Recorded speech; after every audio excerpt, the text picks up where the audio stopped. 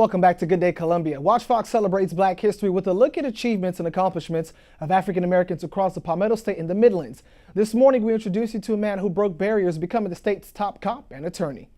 Reggie Lloyd has been practicing law for more than 15 years. The Kershaw County native runs his own law firm in Camden. Law and public service is what he lives for, but that wasn't always the case. I actually had much more of an interest in broadcast journalism and sports journalism, and originally started out with that as a major. After a short time at the University of Miami, Lloyd found himself back in South Carolina. That's when he started thinking about becoming a lawyer. He enrolled at Winthrop University and later received a Juris Doctorate from USC School of Law. Years later, Lloyd became involved in politics. It eventually went to work for the South Carolina Attorney General's office, where we were obviously involved in a number of litigation matters on behalf of the state, dealing with everything from video poker to reapportionment and redistricting. Lloyd's work eventually grabbed the attention of Democrats and Republicans in Washington.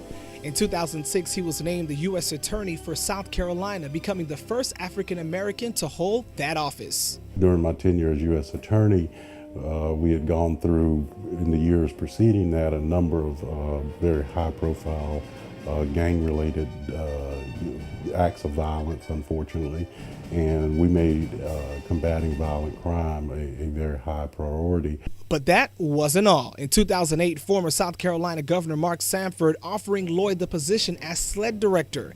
He accepted that post and became the first African American to hold that office. He remembers two cases that stand out. We did a number of wiretap cases. We did a number of cases that targeted those Mexican cartels that were operating and setting up operations in South Carolina. The case that was made against former Sheriff E.J. Melvin. The reason why for me it stands out is because of what we said all along, is that you see the corruption that's attached to drug dollars. Lloyd says it wasn't always easy, but he pushed forward.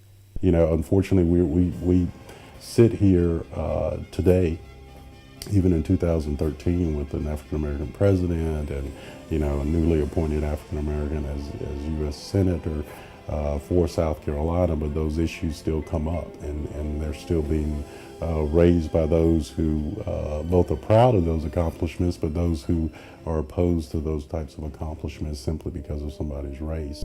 Lloyd says he hopes his two historic appointments will be an example to all that nothing can hold you back, not even your race.